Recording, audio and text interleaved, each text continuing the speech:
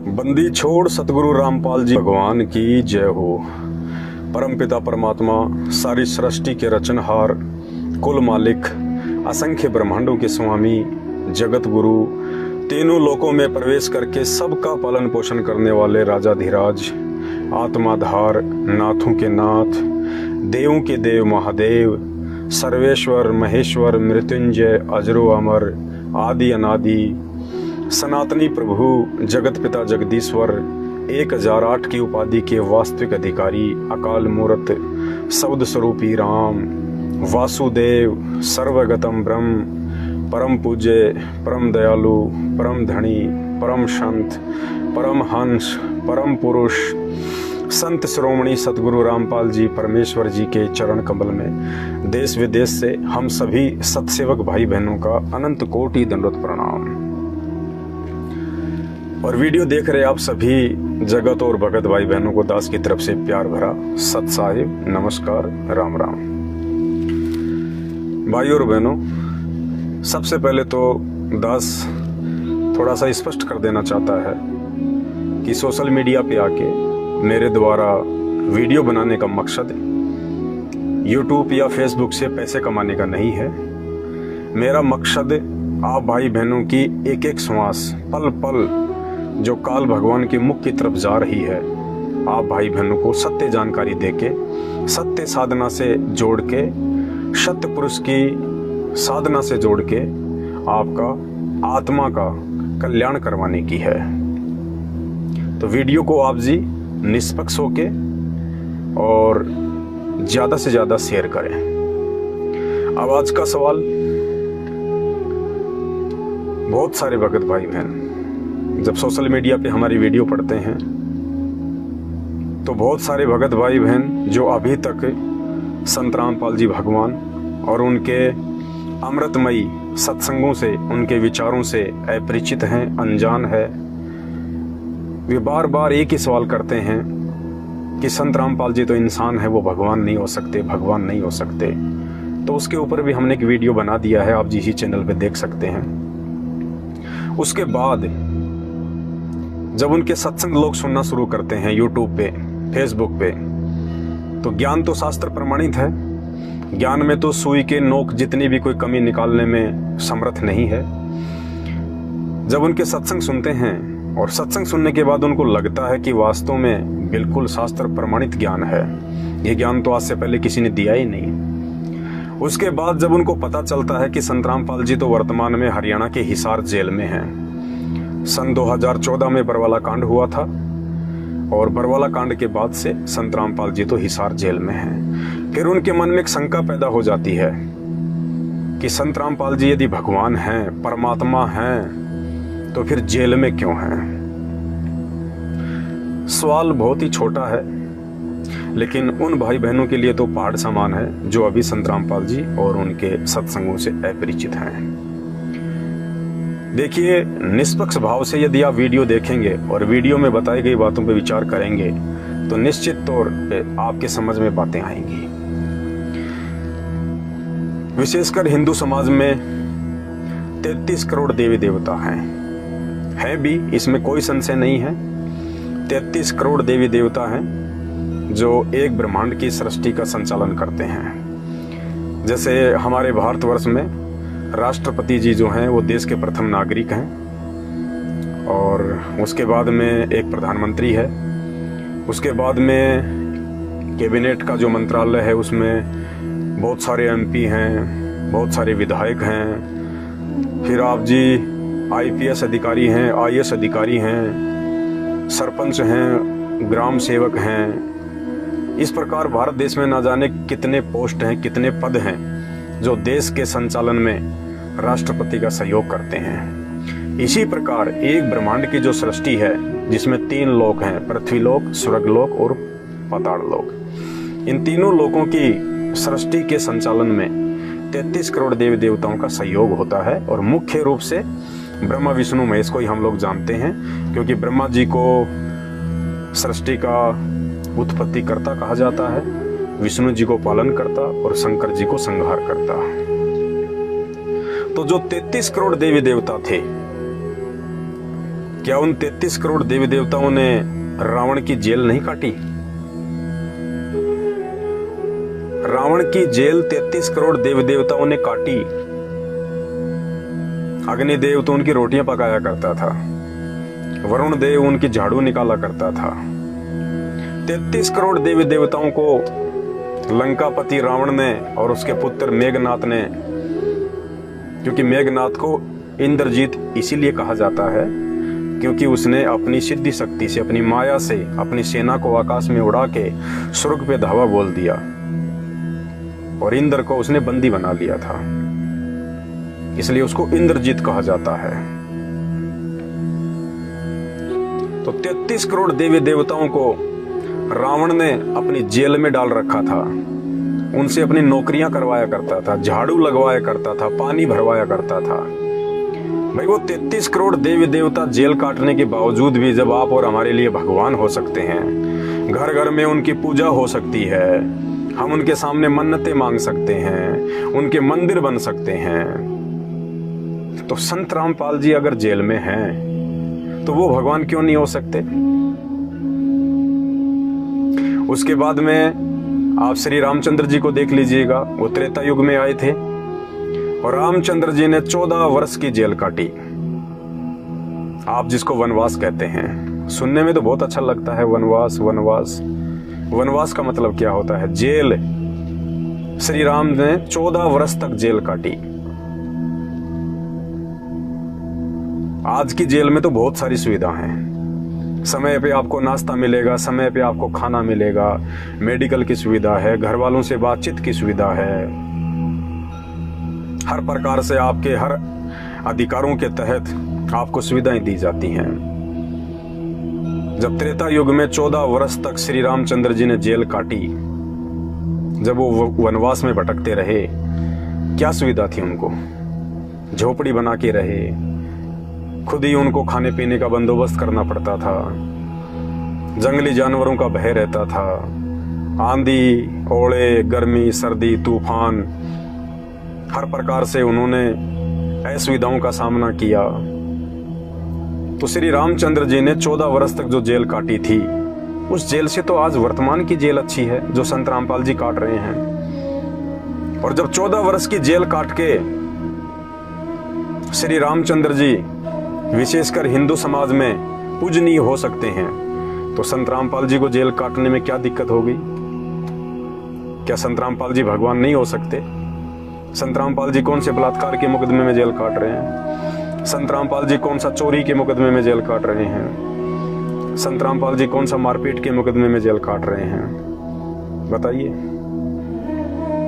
2014 का बरवाला कांड हुआ, संत रामपाल जी के खुद के घर वाले, खुद के उनके परिवार वाले, उनके भाई बंधु रिश्तेदार, उनकी मनमानी हरकतों के चलते, उनकी अपनी घटिया और छोटी सोच के चलते पुलिस प्रशासन के साथ में आश्रम की मुठभेड़ हुई और संत रामपाल जी के परिवार वालों की महामूर्खता और महागलती के चलते 5 भगत भाई बहनों की मौत हुई, जिसका झूठा मुकदमा संत रामपाल जी पे लगाया गया और आज वे जेल काट रहे हैं। तो जब 14 साल की जेल काट के रामचंद्र जी भगवान हो सकते हैं, और रामचंद्र जी ने भी तो अपने ही परिवार वालों की महामूर्खता के कारण जेल काटी थी, वनवास काटा था। उनकी खुद की सौतेली माता कैकेयी, जिसने अपने मन में दोष धारण करके अपने पुत्र भरत के लिए राज सिंहासन और श्री रामचंद्र जी के लिए वनवास का वरदान मांगा था, वचन लिया था राजा दशरथ जी से, तो श्री रामचंद्र जी ने भी तो अपने ही परिवार वालों की महामूर्खता के चलते जेल काटी, वनवास काटा। संत रामपाल जी भी वही हैं, वो भी अपने ही परिवार की महामूर्खता के चलते आज हिसार जेल में बैठे हैं। तो जब श्री रामचंद्र जी भगवान हो सकते हैं जेल काट के, तो संत रामपाल जी क्यों नहीं हो सकते? उसके बाद आप श्री कृष्ण जी का जीवन ले लीजिए। श्री कृष्ण जी का तो जन्म ही जेल में हुआ, और श्री कृष्ण जी का जन्म भी उनके अपने खुद के परिवार वालों की महामूर्खता के कारण हुआ, उनके मामा जी की महामूर्खता के कारण हुआ, कंस की महामूर्खता के कारण, जो श्री कृष्ण जी को अपना दुश्मन समझ बैठा था। संत रामपाल जी तो 60 साल के बाद जेल गए हैं। और आप जिन्हें भगवान कहते हैं श्री कृष्ण जी, उनका तो जन्म ही जेल में हुआ। वो तो पैदा ही बंधनों में हुए, जेल में हुए। जब वे भगवान हो सकते हैं तो संत रामपाल जी को भगवान होने में क्या दिक्कत है? अब आप कहेंगे वो तो श्री कृष्ण जी की लीला थी, वो तो रामचंद्र जी की लीला थी। उस समय उनको किसी ने भगवान नहीं माना था। उस समय कोई नहीं कहा करता था कि ये लीला चल रही है। उनको आम व्यक्ति समझा करते थे, अपने जैसा समझा करते थे, उनके साथ में लड़ाई झगड़ा किया करते थे। कंस अगर उनको भगवान मानता तो क्या उनकी हत्या के लिए उनके माता पिता को जेल में डालता? क्या मामा होने के बावजूद वो अपने भांजे की जान का दुश्मन बनता अगर उनको भगवान मानता तो? माता कैकेयी अगर रामचंद्र जी को भगवान मानती, विष्णु का अवतार मानती, तो क्या अपने पुत्र के लिए राज सिंहासन और भगवान के लिए वनवास मांगती? तो उस समय किसी ने भगवान नहीं माना, कोई लीला नहीं मानता था। अपने जैसे आम व्यक्ति मानते थे, साधारण पुरुष। आज उनके शरीर त्यागने के सैकड़ों हजारों लाखों वर्ष बाद वो भगवान बन गए। घर घर में उनकी पूजा शुरू हो गई, मंदिर बन गए। तो इंतजार कीजिए, वर्तमान में भी संत रामपाल जी की लीला चल रही है। सैकड़ों वर्ष बाद, हजारों वर्ष बाद ये भी भगवान बन जाएंगे आने वाली पीढ़ियों के लिए। आप इतने जल्दी डिसीजन लेके अपना दिमाग क्यों खराब करते हैं?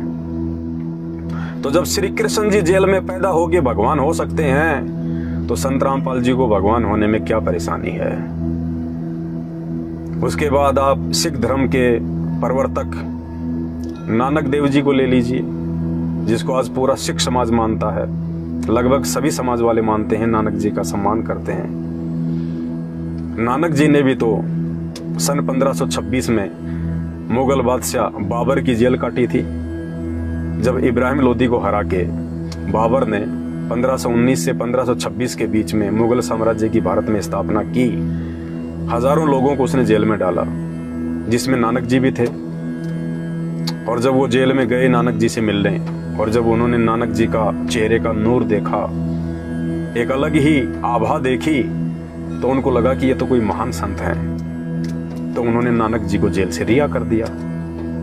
तो जब सिख धर्म के प्रवर्तक नानक देव जी बाबर की जेल काट के आज वो भगवान हो सकते हैं, सिख समाज के लिए परमात्मा हो सकते हैं, वाहे गुरु हो सकते हैं, एक महापुरुष हो सकते हैं, घर घर में जिनकी पूजा हो सकती है, तो संत रामपाल जी को पूजने में क्या दिक्कत है?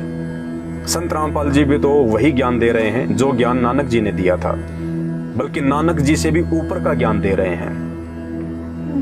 फिर संत रामपाल जी भगवान क्यों नहीं हो सकते? उसके बाद भारत देश को जिन स्वतंत्रता सेनानियों ने आजाद करवाया अंग्रेजों की गुलामी से, जिन्होंने संघर्ष किया, जिनमें भगत सिंह का मुख्य नाम आता है। जब भगत सिंह अंग्रेजों की जेल काट के और सन 1931 में फांसी पे चढ़ के जब वे आज आदरणीय और सम्माननीय हो सकते हैं, जब उनकी जयंतियां मनाई जा सकती हैं, तो संत रामपाल जी की जेल में रहते सहते या उनके जेल काटने के बाद वो भगवान क्यों नहीं हो सकते? भगत सिंह ने तो केवल देश को आजाद करवाने तक का ही जिम्मा लिया था। केवल अंग्रेजों के शासनकाल में अंग्रेजों की बेड़ियों से, अंग्रेजों के जुल्म से देश को आजाद करवाया था, और वो भी उनके रहते सहते देश आजाद नहीं हुआ। लेकिन उन्होंने संघर्ष किया, उन्होंने प्रयास किया भारत देश की जनता को, भारत माता को अंग्रेजों की गुलामी से आजाद करवाने का। और संत रामपाल जी के ज्ञान की जब आप गहराई में जाएंगे तो आपको पता चलेगा कि संत रामपाल जी तो भगत सिंह से भी लाखों गुना ऊपर का काम कर रहे हैं। ये तो सदा सदा के लिए भारत देश ही नहीं, पूरी दुनिया की आत्माओं को काल के जाल से मुक्त करवा रहे हैं अपनी सत्य साधना से। सदा सदा के लिए 84 लाख योनियों से मुक्त करवा रहे हैं। ना आपको गधा बनना, ना कुत्ता बनना, ना आपको सुअर बनना। सदा सदा के लिए आप बैकुंठ में चले जाओगे, आप उनके सचखंड में चले जाओगे, जहां ना आपकी मृत्यु होगी, ना आपको बुढ़ापा होगा, ना आपको कोई काम करना, ना आपके साथ में कोई लड़ाई झगड़ा और राग द्वेष करने वाला होगा। ना वहां पे गर्मी, ना सर्दी, ना बरसात, एक रस मौसम रहता है। खाने पीने की सारी सुविधाएं जो यहाँ देखने को भी नहीं मिलती। संत रामपाल जी तो सदा सदा के लिए आपको काल के जाल से मुक्त करवाकर उस बैकुंठ में ले जाने के लिए जेल में बैठे हुए हैं, संघर्ष कर रहे हैं, प्रयास कर रहे हैं। तो संत रामपाल जी जेल में रहकर भगवान क्यों नहीं हो सकते? जब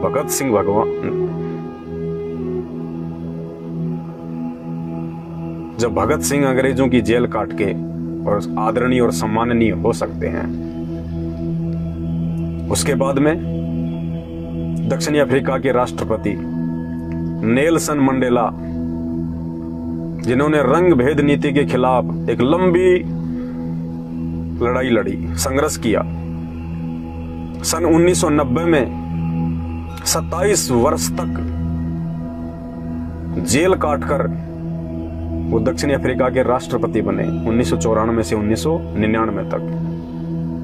जब नेल्सन मंडेला 27 साल तक जेल काटकर दक्षिणी अफ्रीका के राष्ट्रपति बन सकते हैं, वे वहां के गांधी कहलवा सकते हैं, लाखों लोगों के दिलों में जगह बना सकते हैं। आज वे आदरणीय हैं वहां के लोगों के लिए, वहां के नागरिकों के लिए। तो संत रामपाल जी जेल काटकर या जेल में रहते सहते भगवान क्यों नहीं हो सकते? वो पूजनीय क्यों नहीं हो सकते? अरे नेल्सन मंडेला ने तो खाली रंग भेद नीति के खिलाफ ही जंग लड़ी थी। संत रामपाल जी तो चारों धर्मों से पाखंड को जड़ से मिटाने के लिए संघर्ष कर रहे हैं। और उनका नारा है कि जीव हमारी जाति है, मानव धर्म हमारा, हिंदू मुस्लिम सिख ईसाई धर्म नहीं कोई न्यारा। कोई धर्म है ही नहीं, कोई जाति है ही नहीं। जब भगवान की कोई जाति नहीं है, भगवान का कोई धर्म नहीं है, तो इंसान की जाति और धर्म कहां से हो जाएगा जिनको भगवान ने पैदा किया है? ये केवल धर्म के ठेकेदार जो इन शास्त्रों को समझ नहीं पाए, ज्ञान की गहराई तक पहुंच नहीं पाए और अपना धंधा बनाए रखने के लिए इंसानों को आपस में बांट दिया। हिंदू मुस्लिम सिख ईसाई, कोई कहे मारा राम बड़ा, कोई कहे खुदाई रे, कोई कहे ईसा मसीह बड़ा, ये बांटा रहे लगाई रे। हमने भगवान को बांट लिया, अपने बाप को बांट लिया। हिंदू मुस्लिम सिख ईसाई आपस में सब भाई भाई, सब पढ़ते हैं, सब जानते हैं और सबको मालूम है कि चाहे हिंदू हो, चाहे मुसलमान हो, चाहे सिख हो, चाहे ईसाई हो, एक ही विधि से जेल में लिपट के मां के गर्भ से बाहर आते हैं। ना किसी के माथे पे हिंदू का ठप्पा होता है, ना मुसलमान का, ना जैन का, ना बौद्ध का, ना सिख, ना ईसाई का। बाहर आकर नहा धोकर कोई पंडित बन जाता है, कोई शूद्र बन जाता है, कोई क्षत्रिय बन जाता है, कोई बौद्ध बन जाता है, कोई जैनी बन जाता है। जबकि मां के गर्भ से सबके सब शूद्र बन के आए थे, गंदगी में लिपट के आए थे, जेर में लिपट के आए थे, लहू लुहान होके आए थे। बदबू आ रही थी जब माँ के योनि से, माँ के गर्भ से, माँ के पेट से जब हम बाहर आए थे। जो बाहर आके कोई पंडित बन गया, कोई जाट बन गया, कोई यादव बन गया, कोई जैनी बन गया, कोई बौद्ध बन गया, कोई मुसलमान बन गया। माँ के गर्भ से सारे के सारे शूद्र बन के आए थे, शूद्र। तो संत रामपाल जी तो आज उन सभी आत्माओं को एक ही जाति यानी जीव जाति से जोड़ने का काम कर रहे हैं कि तुम जीव हो, तुम्हारी औकात इससे ज्यादा नहीं है। 104 डिग्री बुखार आ जाए तो डॉक्टर चाहे मुसलमान हो, चाहे हिंदू हो, चाहे जैनी हो, चाहे बौद्ध हो, आदमी जाने से नहीं कतराता कि मेरी जान बचे, तुरंत दौड़ के चला जाता है। उस समय नहीं देखता कि ये डॉक्टर मुसलमान है, हिंदू है, जैनी है या बौद्ध है। तो संत रामपाल जी तो एक बहुत लंबी लड़ाई लड़ रहे हैं पिछले 28 वर्षों से, पूरे मानव समाज को एक करने के लिए, सभी धर्मों और जातियों को एक करने के लिए। जीव हमारी जाति है, मानव धर्म हमारा, हिंदू मुस्लिम सिख ईसाई धर्म नहीं कोई न्यारा। तो भाई जब नेल्सन मंडेला रंग भेद नीति के खिलाफ 27 वर्ष तक जेल में रहने के बाद दक्षिणी अफ्रीका के राष्ट्रपति और उसके बाद दक्षिणी अफ्रीका के गांधी बन सकते हैं, आदरणीय हो सकते हैं, तो संत रामपाल जी तो उससे भी लाखों गुना ऊपर की लड़ाई लड़ रहे हैं। वे भगवान क्यों नहीं हो सकते? और तो और महात्मा गांधी, जिनको राष्ट्रपिता कहा जाता है, नोटों पे जिनकी फोटो आती है, हर सरकारी कार्यालय में जिनकी फोटो लगी रहती है, महात्मा गांधी जिनको बापू भी कहा जाता है। 1919 में रोलेक्ट एक्ट के विरोध में उन्होंने संघर्ष किया, एक लड़ाई लड़ी, और सन 1922 में महात्मा गांधी जी को 6 साल के लिए देशद्रोह का मुकदमा लगा के जेल में डाल दिया। संत रामपाल जी पे भी देशद्रोह का ही मुकदमा लगा हुआ है। तो जब महात्मा गांधी देशद्रोह का मुकदमा अपने ऊपर लगवाकर 6 साल जेल काटकर वो राष्ट्रपिता बन सकते हैं, बापू बन सकते हैं, एक महान आत्मा कहला सकते हैं, तो संत रामपाल जी को राष्ट्रपिता नहीं विश्व पिता कहना चाहिए। विश्व पिता, वो पूरी दुनिया को जोड़ने का काम कर रहे हैं, पूरे विश्व को एक करने का कार्य कर रहे हैं। और आने वाले समय में यही संत रामपाल जी होंगे जो विश्व के गुरु होंगे, विश्व गुरु, जो भारत को विश्व गुरु बनाएंगे अपने आध्यात्मिक ज्ञान के द्वारा। ये बात अभी आप लोगों के गले नहीं उतरेंगी, थोड़ा इंतजार करना पड़ेगा आपको, या उनके सत्संग सुनने पड़ेंगे, तब आपकी आत्मा स्वीकार करेगी कि महात्मा गांधी तो केवल भारत देश के राष्ट्रपिता कहलाए थे। आने वाले समय में संत रामपाल जी भगवान विश्व पिता कहलाएंगे, विश्व आत्मा। तो जब महात्मा गांधी देशद्रोह का मुकदमा लगवाकर 6 साल की जेल काटकर राष्ट्रपिता हो सकते हैं, तो संत रामपाल जी भगवान क्यों नहीं हो सकते, परमात्मा क्यों नहीं हो सकते भाई? क्या दिक्कत आ गई? और इनको तो छोड़िए, आज जो ये पृथ्वी लोक है, और पृथ्वी लोक में जितने भी प्राणी हैं मानव शरीरधारी, चाहे कोई राष्ट्रपति हो, चाहे राजा हो, चाहे रंक हो, चाहे बिजनेसमैन हो, कोई भी हो, हम सब भी तो जेल काट रहे हैं। हम सब भी तो जेल काट रहे हैं, काल की जेल काट रहे हैं हम। कहते हैं दुनिया सारी जेल है और जेलर है शैतान। शैतान, मुसलमान धर्म में जिसको शैतान कहा जाता है, हिंदू धर्म में जिसको काल कहा जाता है, काल जो ब्रह्मा विष्णु महेश का पिता है, जो दुर्गा का पति है। श्रीमद् देवी भागवत 3रा अध्याय 6ठा स्कंद पेज नंबर 123 और 24 पढ़ना। दुनिया सारी जेल है और जेलर है शैतान, पाप पुण्य का मुकदमा यहां झेल रहा इंसान।